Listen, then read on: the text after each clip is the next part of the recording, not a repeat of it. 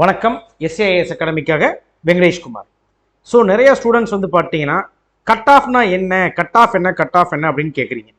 சரிங்களா? First thing என்னோட recommendation என்ன அப்படின்னு பார்த்தீங்கன்னா, கட் ஆஃப் அப்படிங்கிறத எக்ஸாம் எழுதுனதுக்கப்புறம் மனசில் வச்சுக்கோங்க. எக்ஸாம் எழுதுறதுக்கு முன்னாடியே கட் ஆஃப் பற்றின சிந்தனைகள் வேண்டாம். புரிஞ்சுங்களா? இருந்தாலும் நம்மளுக்கு வந்து ஒரு கிளாரிட்டி கிடைக்கணும். அதாவது எத்தனை கேள்விகள் நம்ம சரியாக எழுதும் பட்சத்தில் நம்மளுக்கு வந்து வேலை கிடைக்க வாய்ப்பு இருக்கு அப்படிங்கிறது தெரியணும். அந்த கிளாரிட்டி உங்களுக்கு கிடைக்கணும் அப்படின்னு பார்த்தீங்கன்னா கட் ஆஃப் பற்றி தெரிஞ்சுக்கணும். கட் ஆஃப்ங்கிறது ஒண்ணுமே இல்லப்பா. ஒரு 6000 வேகன்சி இருக்குது. 6000 வேகன்சி இருக்குன்னா 20 லட்சம் பேருக்கு மேல எக்ஸாம் எழுதுவாங்க. அந்த 20 லட்சம் பேர்ல கடைசி ஒரு 6000 பேர் இருக்காங்க பாத்தீங்களா? அதாவது அந்த ஃபர்ஸ்ட் எடுக்கிற ரேங்க் எடுக்கக்கூடிய 6000 பேர், 20 லட்சம் பேருக்கு ஒரு மதிப்பெண் வரும். இந்த ஃபர்ஸ்ட் ரேங்க்ல எடுக்கக்கூடிய ஃபர்ஸ்ட் மார்க் எடுக்கக்கூடிய அந்த 6000 பேர் தான், அந்த 6000th ரேங்க் தான் வந்து கட் ஆஃப். புரிச்சுங்களா? அப்படின்னா இப்போ ஃபார் எக்ஸாம்பிள் இப்போ 6000 வேகன்சி இருக்குன்னா இப்போ மொத்தமா வந்து எடுத்த மார்க் அடிப்படையில் நம்ம ரேங்க் பிரிக்கிறோம்னு வச்சுக்கோங்க. இப்போ 183 ஃபர்ஸ்ட் ரேங்க் அப்படின்னு பார்த்தீங்கன்னா ஒவ்வொரு மார்க்குக்கும் நம்ம ரேங்க் பிரிச்சுக்கிட்டே வருவோம். இதுல 6000 அப்படிங்கிற அந்த பிளேஸ்ல 6000 வேகன்சி இருந்துச்சுன்னா 6000 அப்படிங்கிற பிளேஸ்ல இருக்கிறவங்களுடைய மார்க் என்னவோ அதுதான் கட் ஆஃப் அப்படின்னு நம்ம சொல்லுவோம். அப்படின்னா அதுக்கு மேல எடுத்தவங்க எல்லாத்துக்குமே வேலை கிடைச்சிருக்கு, அந்த 6000க்கு கீழே எடுத்தவங்க யாருக்குமே வேலை கிடைக்கல அப்படிங்கிறது தான் உண்மை. அதுதான் கட் ஆஃப். புரிச்சுங்களா? இந்த கட் ஆஃப் வந்து என்ன ஆகும்னா ரிசர்வேஷனை பொறுத்து ஒவ்வொரு கேட்டகரிக்கும் மாறுபட்டுக்கிட்டே இருக்கும். ரிசர்வேஷனை பொறுத்து இது சேஞ்ச் ஆகிட்டே இருக்கும். எப்படி சேஞ்ச் ஆகும் அப்படின்னு பார்த்தீங்கன்னா சிம்பிள். இப்போ ஜென்ரல் கேட்டகரிக்கு 31% ரிசர்வேஷன் இருக்கு. அதாவது ஜென்ரல் ரிசர்வேஷன்ங்கிறது reservation not for the forward caste. அதாவது எந்த ரிசர்வேஷனுக்கு கீழேயும் வராதவங்களை தான் ஜென்ரல் சொல்லுவோம். 31% அது ரிசர்வேஷன் கொடுக்கவே இல்லை. 69% ரிசர்வேஷன் என்னன்னா ஒவ்வொரு கம்யூனிட்டி வைஸா பிரிச்சு கொடுத்துருக்காங்க. இதுல வந்து 26.5% புரிச்சுங்களா பேக்வர்டு கிளாஸுக்கும், 3% எஸ்சி ஏவுக்கும், எஸ்சி கேஸ்டுக்கு 15%, most backward class DNC most backward கிளாஸ்க்கு வந்து 20%, பேக்வர்டு கிளாஸ்ல முஸ்லிம்ஸ்க்கு பிசிஎம் 3.5%, பேக்வர்டு கிளாஸ்க்கு 26.5%, எஸ்டி அப்படிங்கிறவங்களுக்கு 1%, இடஒதுக்கீடு எல்லா போஸ்ட்லயுமே கொடுக்கப்பட்டிருக்கு. சரிங்களா? வேகன்சி எவ்வளவு இருக்கோ அந்த வேகன்சியில இத்தனை சதவீதம் அப்படின்னா 6000 வேகன்சி இருக்குன்னா இத்தனை சதவீத போஸ்ட்கள் ஒதுக்கப்படுகிறது. அப்படின்னா மொத்த வேகன்சி 100 இமேஜின் பண்ணிட்டீங்கன்னா 100 பேர்ல 26.5, அதாவது 26 பேர் கண்டிப்பா பிசியில இருந்து தான் இருக்கணும். 3 பேர் 3.5, அதாவது 3 பேர் வந்து முஸ்லீம் கேட்டகரியில இருந்து தான் இருக்கணும்.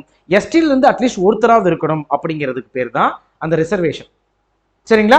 இந்த ரிசர்வேஷனை பொறுத்து கட் ஆஃப் அப்படிங்கிறது மாறுபடும். புரிச்சுங்களா? ஏன்னா ஜென்ரல் ரேங்க் லிஸ்ட் அப்படின்னு ஒரு டிஎன்பிஎஸ் கொடுப்பாங்க. டிஎன்பிஎஸ்ங்கிறது மார்க் அடிப்படையில் நீங்க எடுத்த தேர்வில் எடுத்த மதிப்பெண் அடிப்படையில் கொடுக்கிறது பொதுப்பட்டியல். அது பக்கத்திலேயே கம்யூனல் ரேங்க் லிஸ்ட்னு கொடுப்பாங்க. அதாவது ரிசர்வேஷன் அடிப்படையில் இதுல வந்து பிஎஸ்டிஎம் இருந்தா உள்ஒதுக்கீடும் இருக்கிறது, பிஎஸ்டிஎம் இருந்தா உள்ஒதுக்கீடும் இருக்கிறது. புரிச்சுங்களா? பிஎஸ்டிஎம் இருந்தா இன்னும் 2-3 மார்க்குகள் குறைய வாய்ப்பு இருக்கிறது. சம்டைம் 5 மார்க் கூட குறையலாம். பிஎஸ்டிஎம் பொறுத்தளவுக்கு குரூப் 4ல பெரிய அளவுல மாற்றத்தை ஏற்படுத்தாது. ஏன்னா 10th 12th வரைக்கும் அதிகமான எண்ணிக்கையில் மாணவர்கள் தமிழ் படித்திருக்கிறார்கள். அப்படிங்கிறப்போ நிறைய பேர் பிஎஸ்டிஎம் அவைல் ஆவாங்க. அதே வந்து பார்த்தீங்கன்னா குரூப் 1ல குரூப் 2ல டிகிரி வரைக்கும் தமிழ்ல படிச்சிருந்தா தான் பிஎஸ்டிஎம் அவைல் பண்ண முடியும். ஏன்னா குரூப் 2 குரூப் 1 பொறுத்தளவுக்கு அதனுடைய குறைந்தபட்ச கல்வி தகுதிங்கிறது டிகிரி வரைக்கும் தமிழ் படித்தவர்களுடைய எண்ணிக்கை குறைவு. ஸோ அப்படிங்கிறப்ப குரூப் 2 குரூப் 1 பொறுத்தளவுக்கு அந்த பிஎஸ்டிஎம் பெரிய ரோல் பிளே பண்ணும். அதுவே குரூப் 4 பொறுத்தளவுக்கு பெரிய ரோல் பிளே பண்ணாது. புரிச்சுங்களா? அப்படின்னா ஜென்ரல் மார்க் லிஸ்ட் அப்படின்னா ஒரு 180 மார்க் ஃபர்ஸ்ட் மார்க்கா வருதுன்னு இமேஜின் பண்ணிக்கங்க. 180ல இருந்து 175 வரைக்கும் இருக்கிறவங்க தான் ஜென்ரல் கேட்டகரியில வராங்க. அப்படின்னா அதாவது எந்த ஒதுக்கீடும் அவங்களுக்கு கிடையாது. ஃபார்வர்டு கேஸ்ட் அவங்க எந்த ஒரு ஒதுக்கீடுக்கு கீழேயும் வரல. அப்படின்னா அந்த அவங்களுடைய மதிப்பெண் பெட்டியல் 180ல இருந்து 175 வரைக்கும் இருக்கு அப்படின்னு பார்த்தீங்கன்னா புரிச்சுங்களா? அதுல 31% பேருக்கு மட்டும் வேலை கிடைக்கும். அப்படின்னா ஜென்ரல் கேட்டகரியில யாரெல்லாம் வராங்களோ அதுல 31% பேருக்கு என்ன கிடைக்கும்? வேலை கிடைக்கும். அதே மாதிரியே வந்து பார்த்தீங்கன்னா டிஎன்பிஎஸ்சி ஹரிசாண்டல் வெர்டிக்கல் ரிசர்வேஷன் ரெண்டையுமே ஃபாலோ பண்றாங்க. இப்போ ஃபார் எக்ஸாம்பிள் இப்போ நான் ஒரு எஸ்டி கேண்டிடேட் எடுத்துக்கங்க. புரிச்சுங்களா? இப்போ ஆனால் நான் வந்து மாநிலத்திலேயே முதல் மதிப்பெண் பெற்றிருக்கிறேன். அப்படின்னா மாநிலத்திலேயே ஃபர்ஸ்ட் ரேங்க் பெற்றிருக்கேன். 180 மார்க்ஸ் எடுத்துட்டேன். 180 கொஸ்டின்ஸ் நான் கிளியரா எழுதிட்டேன். 200 கேள்விக்கு 180 கேள்வி எழுதிட்டேன். ஆனால் நான் எஸ்டி கேண்டிடேட் அப்படின்னா அந்த 1% ரிசர்வேஷன் நான் ஏற்றுக்கலைன்னு அர்த்தம். புரிஞ்சுங்களா? ஏன்னா நான் வந்து ஜென்ரல்லையே மாநில அளவில் முதல் மதிப்பெண் பெற்றதால ஜென்ரல் கேட்டகரியிலேயே நான் இடம் பெற்றுட்டேன். அப்படின்னா அந்த 1% ரிசர்வேஷன் இன்னொரு மாணவனுக்கு, இன்னொரு எஸ்டி மாணவனுக்கு கொடுக்கப்படும். அப்படி இந்த அலிப்ல இந்த பர்டிகுலர் கான்செப்டை பொறுத்தளவுக்கு ஜென்ரல் லிஸ்ட்ல நம்மளுடைய ரேங்க் லிஸ்ட் அப்படிங்கிறது முக்கியம்.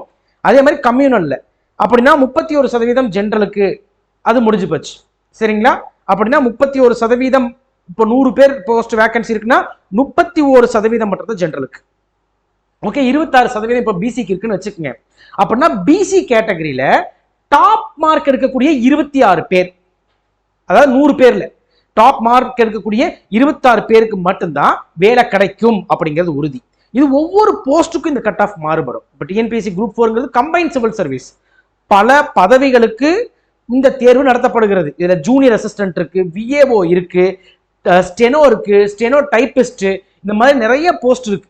இப்போ ஃபாரஸ்ட் கார்டு போஸ்ட் கூட சேர்த்திருக்காங்க. அப்படிங்கிறப்போ ஒவ்வொரு போஸ்ட்டுக்கும் வந்து பார்த்தீங்கன்னா இந்த கட் ஆஃப் அப்படிங்கிறது மாறுபட்டுக்கிட்டே இருக்கும். சரிங்களா? அப்படிங்கிறப்போ இந்த கட் ஆஃப் எக்ஸாக்டா இந்த கம்யூனிட்டிக்கு எவ்வளோ அப்படிங்கிறத யாராலையும் தெளிவாக சொல்ல முடியாது. அதுதான் உண்மை. ஒரு தேர்வு நடந்து முடிந்தால் மட்டுமே அது தெரியும். இந்த கட் ஆஃப் நிர்ணயிக்கிற காரணம் என்னன்னா, இப்போ கொஸ்டின் ரொம்ப டஃபா வந்துச்சுன்னு வச்சுக்கோங்க, கண்டிப்பா என்ன ஆகும் அப்படின்னா கட் ஆஃப் என்ன ஆயிரும்னா குறையும். கொஸ்டின் டஃபாஸ்னா கட் ஆஃப் குறையும். கொஸ்டினுடைய கடினத்தன்மை அதிகமானால் கட் ஆஃப் குறையும். சார் 2018 கட் ஆஃப் வந்து 180 170 ரொம்ப அதிகமா இருந்துச்சு. கொஸ்டின் நம்பர், இதெல்லாம் கொஸ்டின் நம்பர் 200 கேள்விகளுக்கு 180 190 இந்த மாதிரிலாம் இருந்துச்சு கட் ஆஃப். அதுவே 2022 பொறுத்தளவுக்கு கட் ஆஃப் குறைஞ்சு 170 168 இந்த மாதிரிலாம் வந்துருச்சு. புரிச்சுங்களா? காரணம் என்ன அப்படின்னு பார்த்தீங்கன்னா 2018 தேர்வை ஒப்பிடும்போது 2022 தேர்வு கடினமானது. அப்படிங்கிறப்ப வந்து பார்த்தீங்கன்னா கட் ஆஃப் குறையும் அப்படின்னு அர்த்தம். செகண்ட் வந்து number of vacancy matter. Number of வேகன்சினா அதிக காலி பணியிடங்கள் இருந்தால் கட் ஆஃப் குறையும், காலி பணியிடங்கள் குறைவாக இருந்தால் கட் ஆஃப் அதிகமாகும். சரிங்களா? அப்படின்னா இப்போ வந்து நோட்டிபிகேஷன் படி 6000+ வேகன்சி இருக்கு. புரிச்சுங்களா? இதுவே வந்து பார்த்தீங்கன்னா ப்ரீவியஸ் குரூப் 4 வேகன்சில வந்து பார்த்தீங்கன்னா 10,000 வேகன்சி இருந்துச்சு.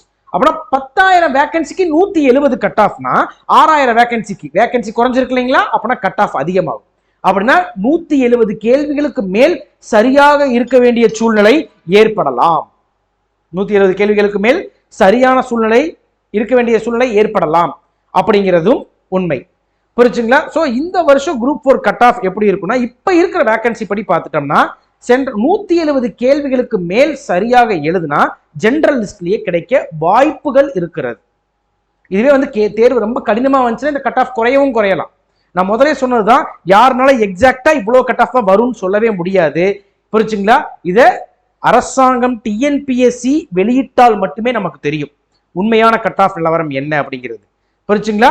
டிஎன்பிஎஸ்சி வெளியிடாம மற்றவர்கள் எல்லாமே சொல்றது எல்லாமே அசம்ஷன், இப்படி இருக்குங்கிறது தான். ஸோ இந்த வீடியோக்கோட பர்பஸே என்னன்னா கட் ஆஃப்னா என்ன அப்படின்னு உங்களுக்கு எக்ஸ்பிளைன் பண்றதுக்காக தான். சரிங்களா? அப்படின்னா இந்த ரிசர்வேஷன் அடிப்படையில் வந்து என்ன ஆகும் அப்படின்னா, ரிசர்வேஷன் இல்லாதவங்களுக்கு ஒரு 180 கேள்வி சரியாகணும் அப்படின்னா ரிசர்வேஷன் இருக்கிறவங்களுக்கு ஒரு 175 கேள்விகள் சரியானாலே, அதை விட 5 கேள்விகள், ஏன்னா ரிசர்வேஷன் இருக்கு. அப்படின்னா இந்த ரிசர்வேஷன் அப்படிங்கிறது எத்தனை பேர் எழுதுறாங்க. இப்போ பிசி கேட்டகரியில வந்து 26% ரிசர்வேஷன், ஆனா பிசில அதிகமான மாணவர்கள் எழுதும் பட்சத்துல பிசி கேட்டகரிக்கு ரிசர்வேஷன், புரிச்சுங்களா, அதிகமான மாணவர்கள் எழுதும் பட்சத்துல இந்த கட் ஆஃப் உயரவும் வாய்ப்பு இருக்கு. புரிச்சுங்களா? ஏன்னா நிறைய பேர் அட்டன் பண்றப்போ கட் ஆஃப் இன்க்ரீஸ் ஆகலாம். ஏன்னா நிறைய பேர் நல்லா ப்ரிப்பேர் பண்ணி எழுதியிருப்பாங்க இல்லையா? ஸோ இந்த மாதிரி பல காரணிகள் அதை பாதிக்கும். ஸோ இந்த கட் ஆஃப் என்ன அப்படிங்கிறத தேர்வுக்கு முன்னாடி தொலைவரதை விட்டுட்டு சிம்பிளா வந்து நீங்க என்ன உங்க கோலா வச்சுக்கிறீங்க அப்படின்னா 180 கேள்விகள் சரியாக எழுதணும். மொத்தம் 200 கேள்விகள் டிஎன்பிஎஸ்சியில் வரப்போகுது. அதுல 180 கேள்விகள் சரியாக எழுதுனா நீங்க எந்த கேட்டகரியா இருந்தாலுமே சரி, எந்த கேட்டகரியா இருந்தாலும் சரி, கண்டிப்பா உங்களுக்கு வேலை கிடைக்கும். 180 கேள்விகள் மார்க் என்னங்க சார்? 180 கேள்விகள் இன்டூ 1.5 270 மார்க் மேக்சிமம் சொல்றேன். மேக்சிமம் 170 180 கேள்விகள் சரியாக எழுதும் பட்சத்தில் நீங்க எந்த கம்யூனல் கேட்டகரி இருந்தாலும் சரி, எந்த ரிசர்வேஷன் வந்தாலும் சரி, ரிசர்வேஷன் வரலினாலும் சரி, உங்களுக்கு வேலை கிடைக்கக்கூடிய வாய்ப்பு 90% இருக்கிறது. ஸோ அதனால இந்த கட் ஆஃப்னா இப்போ வந்து லாஸ்ட் இயர் கட் ஆஃபை பார்த்துட்டு 150 கேள்விகள் சரியா எழுதுனா போதும், நம்மளுக்கு ரிசர்வேஷன் இருக்கு, பிஎஸ்டிஎம் இருக்கு அப்படின்னு லெத்தாஜிக்கா தயவு செஞ்சு இருக்காதீங்க. புரிச்சுங்களா? கட் ஆஃப்ன்ற தேடுதல் நம்மளை லெத்தாஜிக்கா மாற்றும். ஸோ சிம்பிள், நான் உங்களுக்கு கொடுக்குற ஒரே ரெக்கமெண்டேஷன் என்ன அப்படின்னா, சிம்பிள் லாஜிக், கட் ஆஃபை பத்தி யோசிக்காதீங்க. வரக்கூடிய 200 கேள்விகள்ல 180 கேள்விகளுக்கு மேல் சரியாக எழுத வேண்டும் அப்படிங்கிற ஒரு ஸ்ட்ராங் மைண்ட் செட்டோட படிங்க. 170க்கு மேல 180க்கு மேல 170க்கு மேலதான் கன்ஃபார்மா நான் சரியான கேள்விகள் இருக்கும். 180க்கு மேலேயும் முயற்சி செய்வேன். 170ல இருந்து 180க்குள்ள நான் ஸ்கோர் பண்ணுவேன்ற அந்த கோலை வச்சு படிங்க. எந்த கேட்டகரியா இருந்தாலும் கண்டிப்பா உங்களுக்கு வேலை கிடைக்கும். ரிசர்வேஷன் அப்படிங்கிறது தேர்வு எழுதுனதுக்கு அப்புறம் அதை பத்தி யோசிங்க. கட் ஆஃப்ங்கிறது தேர்வு எழுதுனது பக்கம் யோசிங்க. தேர்வு எழுதுறதுக்கு முன்னாடி நீங்க பிக்ஸ் பண்ண வேண்டிய கோல் 170ல இருந்து 180 கேள்விகள் நான் சரியாவேன். அதற்கு எத்தனை மார்க் எடுக்கணும்? தமிழ்ல 95+ எடுக்கணும். ஜிஎஸ்ல 70 எடுக்கணும். புரிச்சுங்களா? அட்லீஸ்ட் ஜிஎஸ்ல 60 மார்க்குக்கு மேல இருக்கணும். 60 கொஸ்டினுக்கு மேல இருக்கணும். தமிழ்ல 95 கேள்விகளுக்கு மேல் சரியாக எழுதணும். ஜிஎஸ் பொறுத்தளவுக்கு 60 கேள்விகளுக்கு மேல் சரியாகணும். மேக்ஸ்ல 20 கேள்விகள் சரியாக எழுதணும். அப்படின்னா 60 20 80 + 95 அப்படின்னா 175 கேள்விகள் சரியாகும். 100% வேலை கிடைக்கும். 170 கேள்விகளுக்கு மேல இருந்தாலே வேலை கிடைக்க 99% வாய்ப்பு இருக்கு. புரிச்சுங்களா? அந்த 1% யாருனாலையும் நிர்ணயிக்க முடியாது. புரிச்சுங்களா? ஸோ தினமும் படியுங்கள், தொடர்ந்து படியுங்கள். ஒரு நாளைக்கு மினிமம் 3 to 6 மணி நேரம் படிங்க. கண்டிப்பா எக்ஸாம்ல கிளியர் பண்ணலாம். நன்றி, வணக்கம். அனைவருக்கும் ஆல் தி பெஸ்ட்.